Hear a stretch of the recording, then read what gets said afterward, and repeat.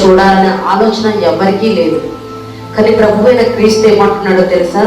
నేను ఒక ఉన్నతమైన స్థాయిలో నిలబెడతాను, నేను ఒక ఉన్నతమైన స్థితిలో నేను తీసుకువెళతాను. నీ చెయ్యి పట్టుకొని, కన్నతల్లి ఎలా అయితే చెయ్యి పట్టుకొని మనల్ని నడిపిస్తుందో అదే విధంగా నీ చెయ్యి పట్టుకొని నేను నడిపిస్తాను.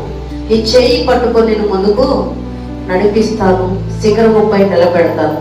నేను నీ కొరకు మరణించాను, నీ పాపములన్నీ కూడా భరించానని దేవుని వాక్యం సెలవిస్తుంది. ఈ లోకంలో నీ కొరకు నా కొరకు ప్రాణం పెట్టే వాళ్ళు ఎవరూ లేరు. నీ పాపమును నా పాపమును స్వీకరించి తన మీద మోపుకునే వాళ్ళు ఎవరూ లేరు. కానీ ప్రభు అయిన క్రీస్తు ఏమో చెప్తున్నాడు తెలుసా? నీ కొరకు నేను ప్రాణం పెట్టానమ్మా, నీ పాపముల నిమిత్తం నువ్వు నా వద్దకు రా, నేను హక్కున చేర్చుకుంటాను. చేయి విడవడు, ఎన్నడూ కూడా మన చేయి విడవకుండా ఆయన నిలబెడతానంటున్నాడు. ఎంత గొప్ప దేవుడు అండి! నువ్వు ఒక ఉన్నతమైన స్థితిలో ఉంటే నీ బంధువులు నీ స్నేహితులు ఏం చేస్తారో తెలుసా? పైకి ఒక రకంగా మాట్లాడినప్పటికీ లోపల నువ్వు ఎదుగుతున్నావు అన్న కుళ్ళు.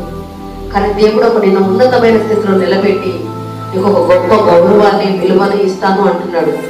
ఎంత గొప్ప దేవుడు అండి మన దేవుడు! ఎంత గొప్ప దేవుడు మన యేసుక్రీస్తు! అలా మనల్ని నడిపించే వాళ్ళు ఎవరు? అలా మనల్ని ముందుకు ప్రోత్సహించే వాళ్ళు ఎవరు? నీ చెయ్యి పట్టుకొని నేను నడిపిస్తాను, నీ చెయ్యి పట్టుకొని అక్రతలను తీరుస్తాను, నీ చెయ్యి పట్టుకొని నీకున్న సమస్తాన్ని కూడా నేను సమకూర్చి నేను ఆశీర్వాదకరంగా మార్చి నేను నిలబెడతానని దేవుడు సెలవించుకుంటూ వస్తున్నాడు. ఈ బంధువులు స్నేహితులు వీళ్ళంతా కూడా మన ప్రక్కన ఉండి లోపల ఒక రకంగా మాట్లాడుకుంటూ బయట ఒక రకంగా మనల్ని మాట్లాడుతూ ఉంటారు. కానీ క్రీస్తు మాత్రం నేను చేయి పట్టుకొని నిన్ను శిఖరం పైన నిలబెడతాను, నేను అనేక మందికి సాక్షులుగా నిలబెడతానని సెలవించుకుంటూ వస్తున్నాడు. ఎంత గొప్ప దేవుడు అండి! నిన్ను చేర్చుకున్న ప్రియుడు, నిన్ను నన్ను చేర్చుకొని తన కృపను భద్రపరుస్తున్న దేవుడు.